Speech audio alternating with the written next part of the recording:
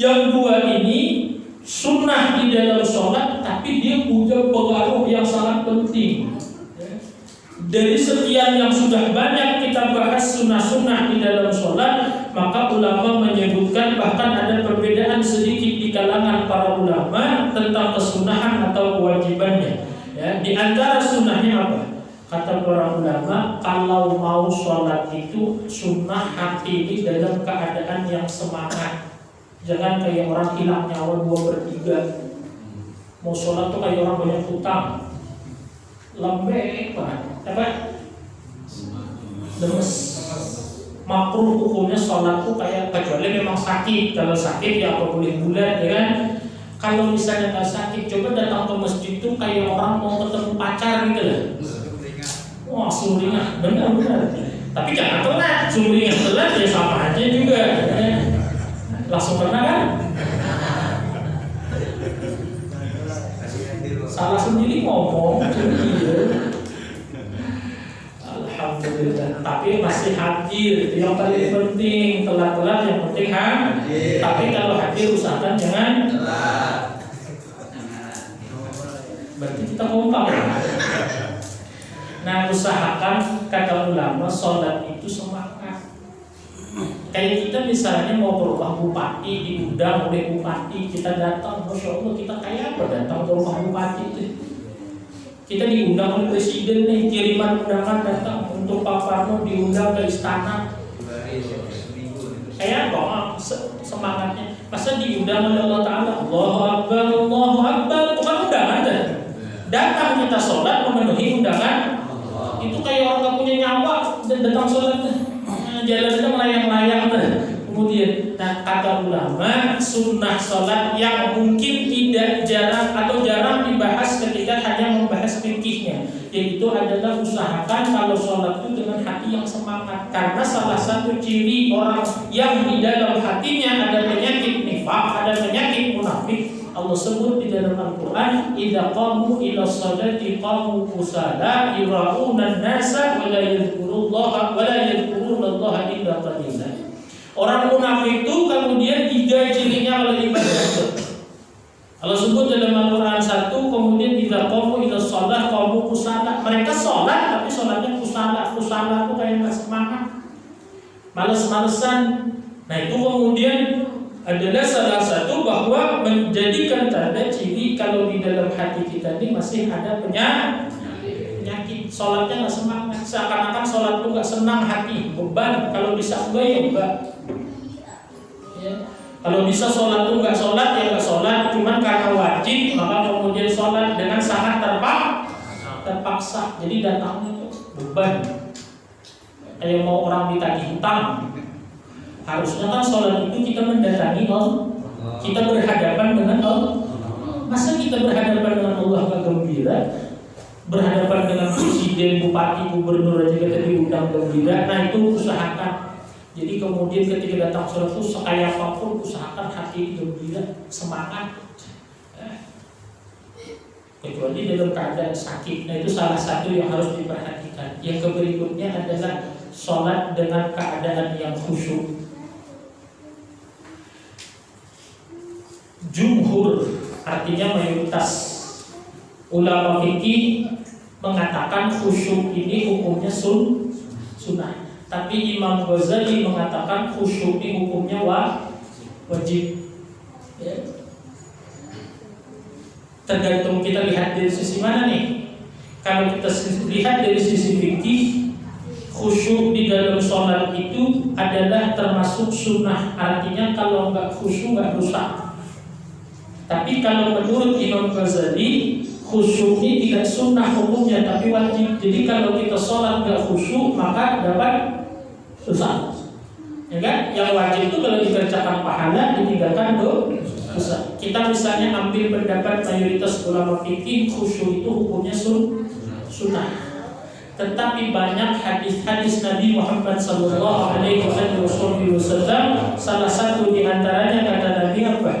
Kam min qa'imin hazzahu min salatihi at-ta'mu wal musbu. Berapa banyak orang yang sholat cuma dapat capek dan lelah. Ini hadis Rasulullah. kam min qa'imin hazzahu min salatihi, berapa banyak, artinya maksudnya banyak. Itu istifham, kata tanya yang sebenarnya bentuknya pernyataan. Dari bahasa Arab, kam min qa'imin, berapa banyak kata Nabi orang yang bagian sholatnya, artinya balasannya, nilai sholatnya itu artinya banyak. Orang yang sholat dapatnya itu cuma al-jabu wal musbu, cuma capek dan lelah, artinya nggak dapat. Iya.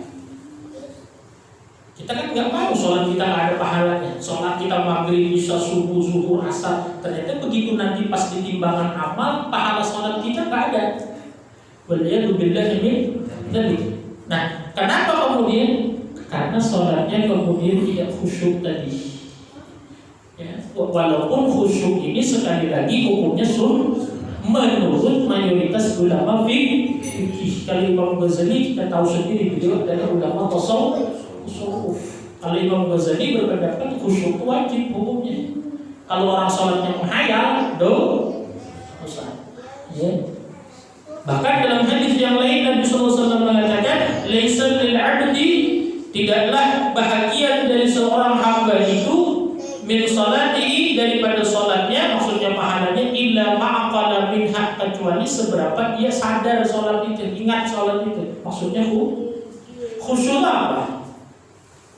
Secara sederhana, biar tidak ribet memahaminya, khusyuk itu kemudian kita menyadari gerakan dan bacaan sholat kita. Itu khusyuk. Kita menyadari, kita memahami bacaan dan gerakan sholat, itu sudah khusyuk yang paling minimal, itu tingkatannya itu sudah. Kalau kita misalnya lagi sholat, kita sadar kita ini sedang sholat. Ada orang sholat nggak sadar, tahu-tahu dia begitu takbir nggak sadar karena saking menghayalnya, tahu-tahu dia salam aja. Begitu dikasih tahu misalnya, kok bapak zuhur 9 rakaatnya, 9 dia sholatnya, karena nggak nyadar sholat aja kemudian. Nah, yang kedua, ada orang sadar sholat tapi nggak sadar bacaan dan gerakan sholat. Mulutnya ngebaca apa tapi pikirannya.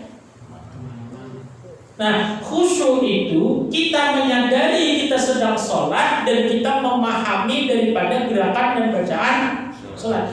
Termasuk tidak khusyuk, misalnya paham ya, kalau kita lagi sholat ingat mati, kita sholat ingat akhirat, kita sholat ingat dosa, tapi hubungannya nggak ada dengan bacaan dan gerakan sholat kita, itu namanya bukan khusyuk.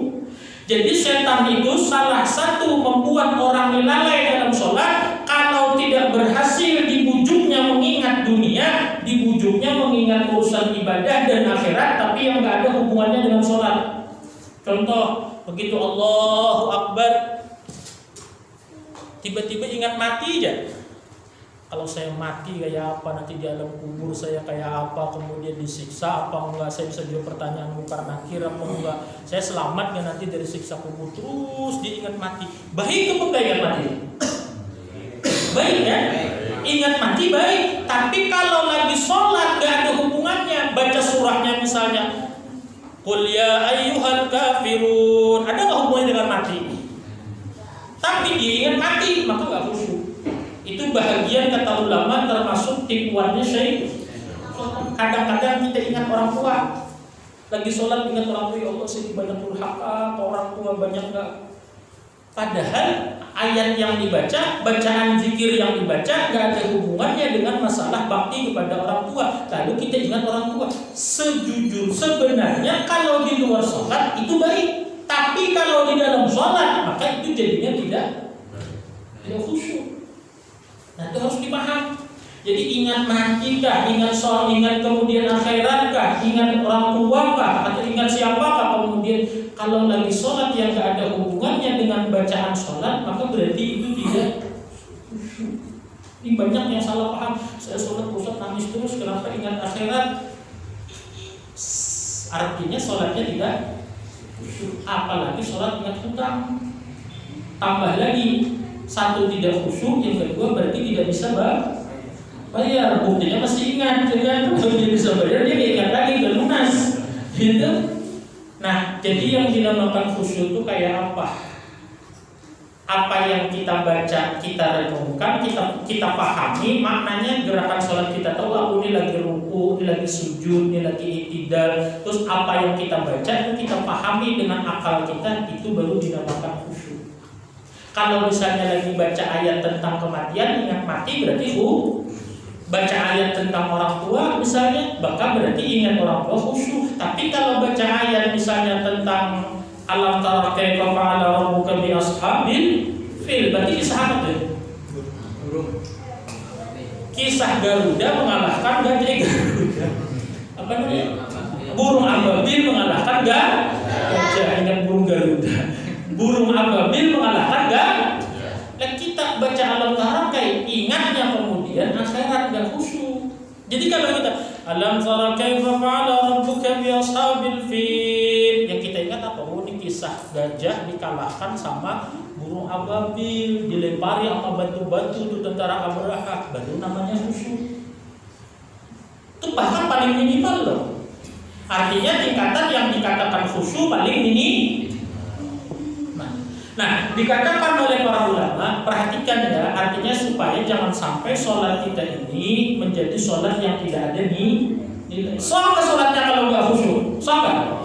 Sah, berarti paham. Sah sholatnya, tetapi kemudian tidak bernilai, tidak berpahala. Karena yang menjadikan sholat kita itu berpahala adalah salah satunya karena khusyuk. Kalau Imam Ghazali mengatakan kalau nggak khusyuk sah, tapi ada orang sholat dosa, ada. Kalau menurut pendapat Imam Ghazali, tapi kalau mayoritas ulama fikih mengatakan kita sholat sah kalau tidak khusyuk, cuma tidak ada paham. Sayang kita sholat tapi nggak nambah amal kebaikan. Apa yang bisa membuat kita khusyuk?